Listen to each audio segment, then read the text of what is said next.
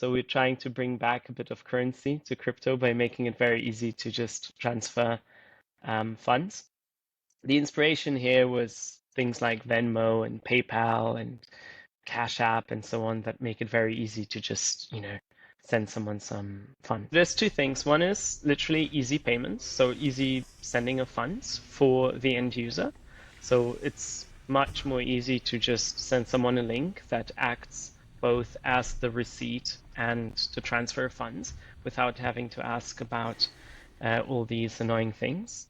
But also, it's super useful for marketers and people who want to kind of do a Web2 airdrop because you don't need to know people's Web3 identities. You just need to have some kind of communication channel with them. So it could be their email address or their Telegram or in MeetSpace, that's a real world event. I think for Peanut to have some kind of privacy built in because like these links, which are essentially off-chain messages, are like a perfect fit for a privacy protocol because every privacy protocol will kind of have to rely on this kind of off-chain message anyway. So that's a really, really nice fit in terms of the protocol design. We kind of like slightly paused that. We did have a proof of concept even using trusted execution environments for private Peanut links. We kind of paused it a little bit to see what happens in the space. Sometimes I even wonder why there isn't literally government support for open source blockchain projects because it's so much aligned with this idea that we should have transparency, which is like something that all democracies should want, right? We should have some kind of co-ownership, which is, at least on paper, what we should have in a democratic society. And all this verifiability and permissionlessness and so on, all these tie into these like enlightenment values that we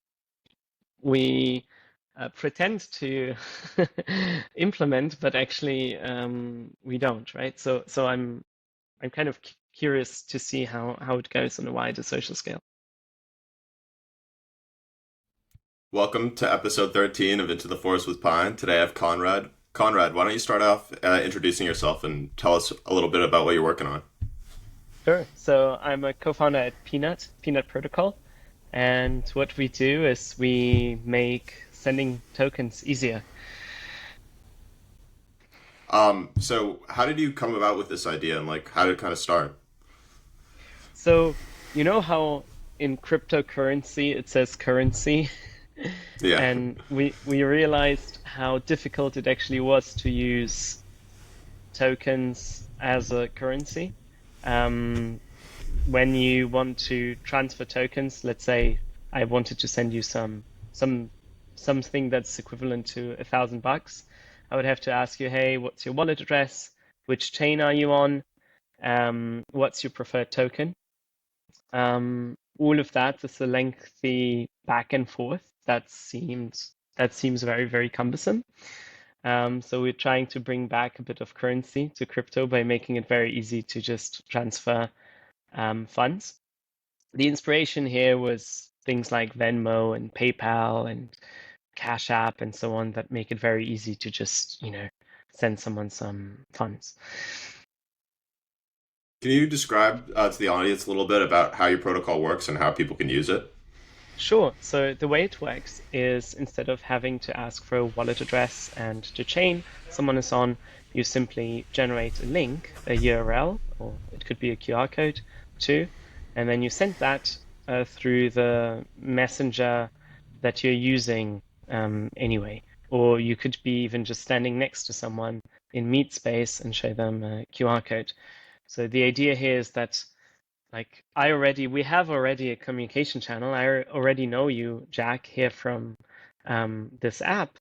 So why should I go back and forth between these different channels of communication, ask you for a wallet address or maybe your ENS and all these chain details and so on? Yeah. What do you think is like kind of the most useful like I guess use case for your protocol for Sure. people? Sure. So there's two things. One is literally easy payments, so easy sending of funds for the end user. So it's much more easy to just send someone a link that acts both as the receipt and to transfer funds without having to ask about all these annoying things.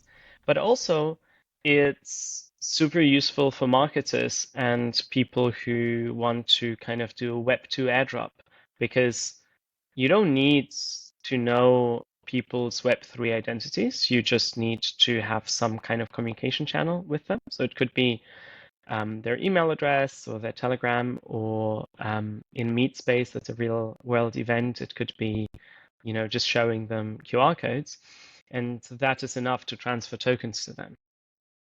So it's quite useful for airdropping to Web2 audiences. Yeah, definitely.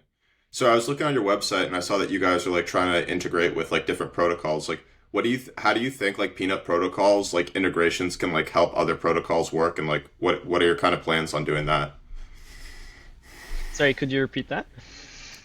So I saw you guys were like integrating with other projects and stuff like that. Like, what projects do you think would be like really great to integrate with, and like, yeah, kind of could you expand on that? Sure. So we recently did a very cool thing with Beam by Eco. So Eco is this community governed um, coin and currency that is, tries to be kind of a stable that is not pegged.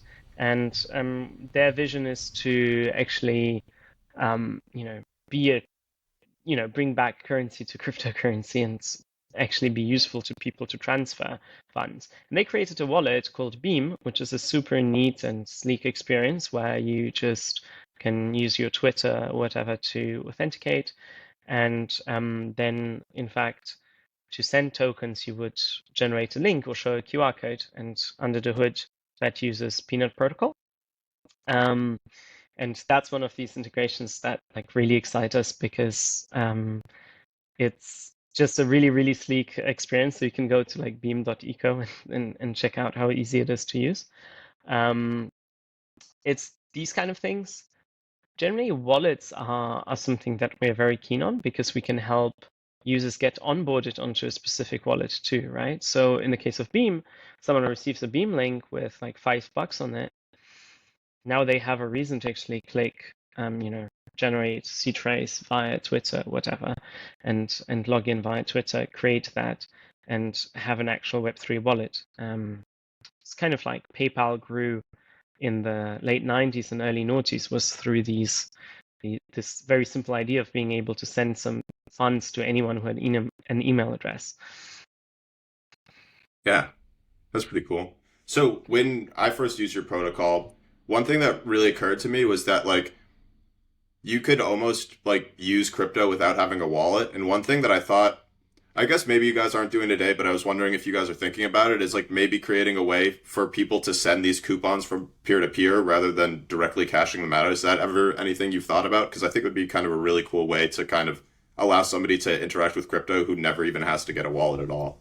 Yeah, it would be super cool to have these coupons or gift cards where they can just be forwarded, right? So instead of claiming it to your wallet, you would just forward them, and you could like never actually withdraw them. So I think it's like if we grow big enough, then it would just be a kind of front-end issue to have your funds be not just the funds that you actually have in your wallet, but also the funds where you like clicked claim, but actually didn't withdraw them fully to your specific wallet, and thereby you could maybe save some gas, although I don't think that's going to be an issue long term.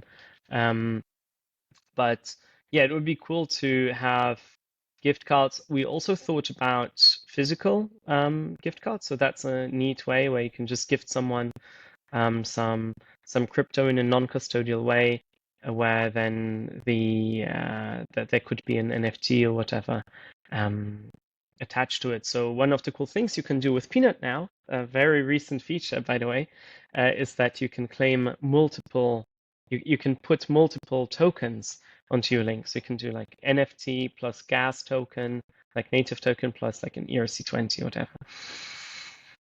Yeah, because this seems like a really cool way to kind of get people started using Web3 without having to kind of set up everything first and then get the money. Like if you have the money there, there's just such an incentive to kind of set up a wallet and kind of do stuff like that. So exactly currently you I was guys are in thinking. beta. Sorry, yeah. So currently you guys are in beta right now. Like what are you guys planning to build out before you feel like you're kind of a completed like protocol in production?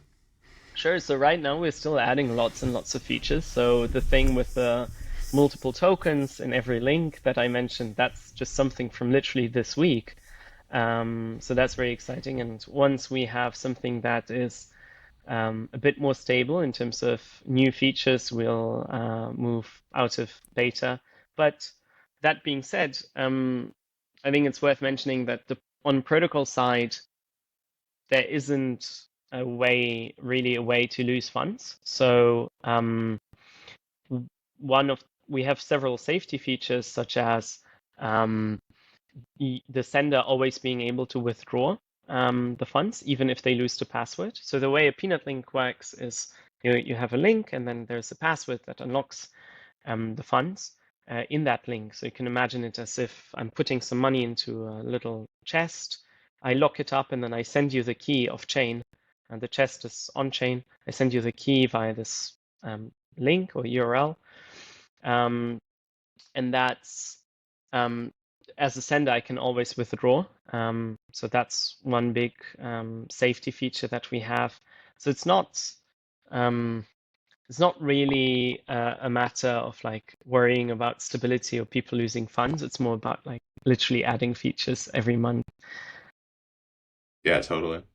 So another thing that kind of occurred to me while using this, I don't know if you guys are thinking about this at all, is like, do you like have privacy ever been something that you guys are kind of thinking about in the way that this works? Because it seems like that this could be a very good tool to kind of send crypto in a private manner. Like, have you kind of thought about this at all? We have thought about it a lot. It is a very, very exciting thing, I think, for Peanut to have some kind of privacy built in because like these links, which are essentially off-chain messages, are like a perfect fit for a privacy protocol because every privacy protocol will kind of have to rely on this kind of off-chain message anyway.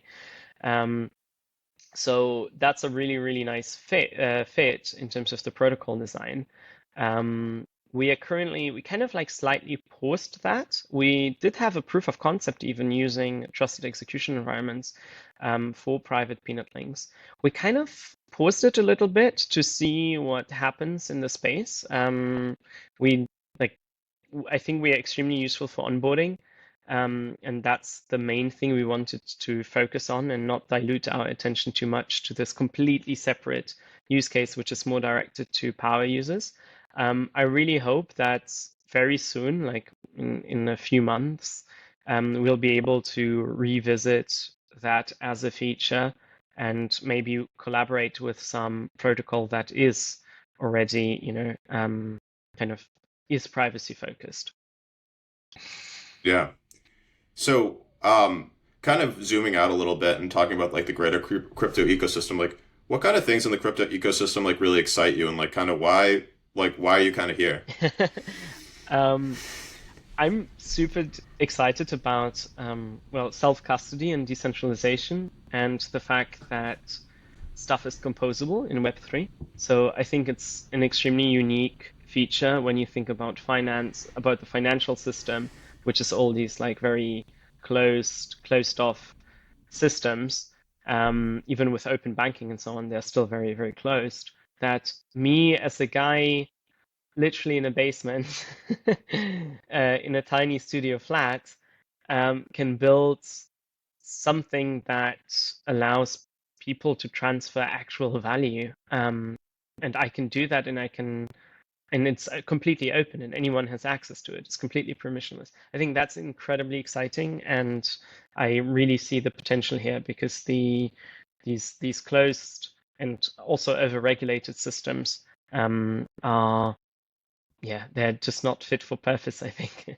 So I hope Yeah, really no. that crypto could be part of the future, not just financial infrastructure, but also all sorts of infrastructures. Sometimes I even wonder why there isn't literally government support for open source blockchain projects, because it's so much aligned with this idea that we should have transparency, which is like something that all democracies should want, right? We should have some kind of co-ownership, which is, at least on paper, what we should have in a democratic society. and all this verifiability and permissionlessness and so on, all these tie into these like enlightenment values that we pretend to implement, but actually we don't, right? So I'm kind of curious to see how it goes on a wider social scale. Yeah, I couldn't agree more. So, kind of, what's the future for Peanut Protocol, and kind of, I don't know. Yeah, just yeah. What else are you guys? What's on the horizon for you guys? Yeah, so we're still adding features. So one of the most exciting things that we're thinking about is what we call transfer abstraction. So if you think about people sending tokens, they transfer value, and that means that there's all sorts of events, conditions, circumstances, details tied to that. It's not just that I send you $1,000. I send you $1,000 for doing a specific thing in a specific context, maybe to a specific account, and maybe in a specific currency on a specific chain, and so on. All these things are like quite complicated for just like transferring $1,000 of value. And when we think about transfer abstraction, we really want to abstract away as much as possible and encapsulate everything in that link. So, for instance, I could create such a peanut link that I send you 1,000 USDC on Polygon, but maybe you want to claim 1,000 USDT on Arbitrum, right?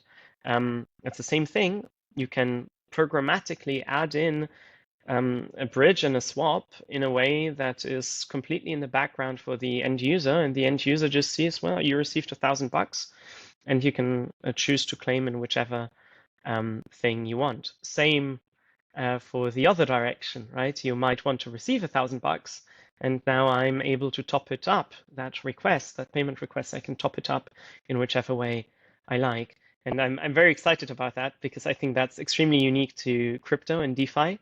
In TradFi, we are stuck with not only bank accounts, but IBAN addresses and multiple bank accounts, and then every currency has a bank account, and it's all very messy and complicated. And I think that's a unique opportunity to simplify these things. Yeah, I definitely think it is. I think this is a great way to wrap it up. Thank you for coming on and sharing your thoughts. Thank you. Thanks, Jack.